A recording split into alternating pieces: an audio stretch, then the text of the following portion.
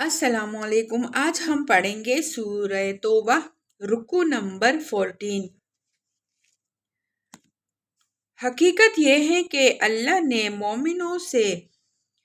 ان کے نفس اور ان کے مال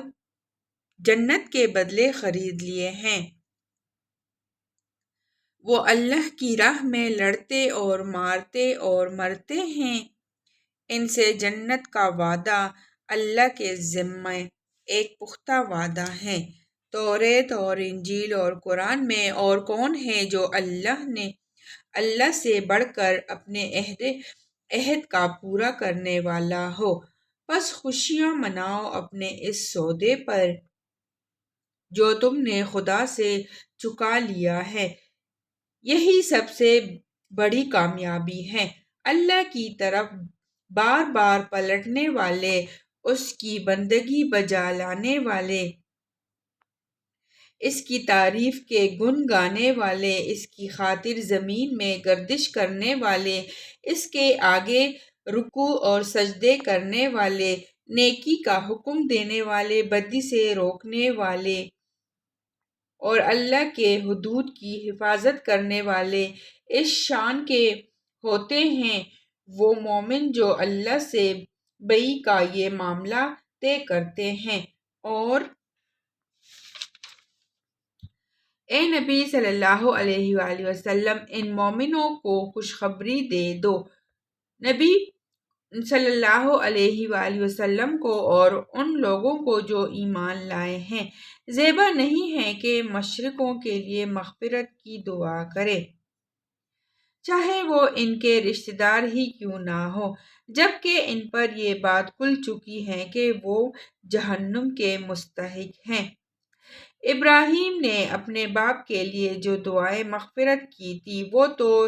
اس وعدے کی وجہ سے تھی جو اس نے اپنے باپ سے کیا تھا، مگر جب اس پر یہ بات کھل گئی کہ اس کا باپ خدا کا دشمن ہے تو وہ اس سے بیزار ہو گیا۔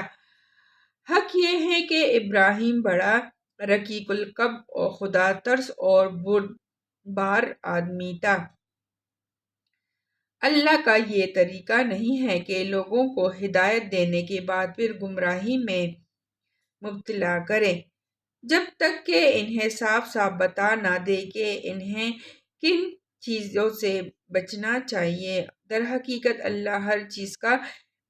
علم رکھتا ہے، اور یہ بھی واقعہ ہے کہ اللہ ہی کے قبضے میں زمین اور آسمان کی سلطنت ہے، اسی کے اختیار میں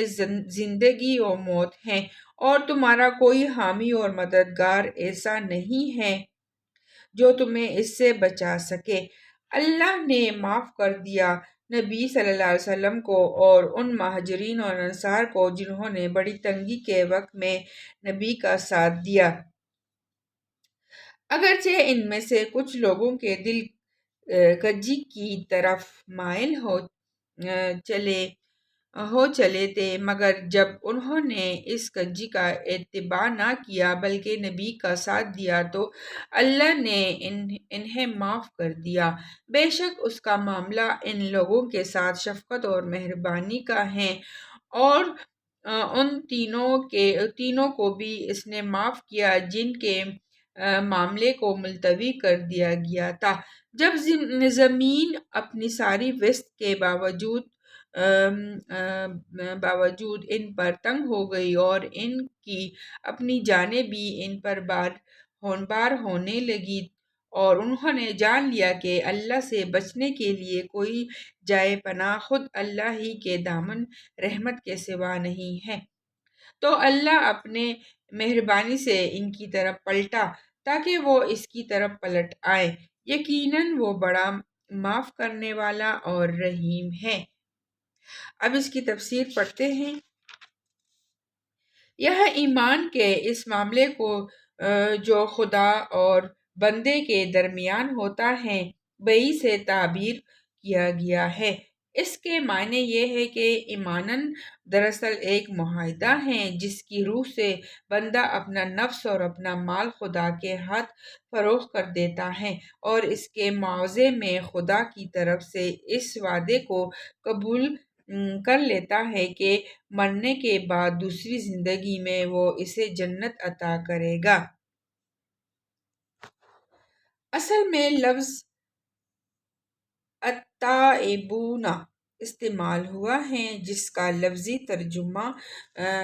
لفظی ترجمہ توبہ کرنے والے ہیں، لیکن جس انداز کلام میں یہ لفظ استعمال کیا گیا ہے اس سے صاف ظاہر ہے کہ توبہ کرنا اہل ایمان کے مستقل صفات میں سے ہے، اس لیے اس کا صحیح مفہوم یہ ہے کہ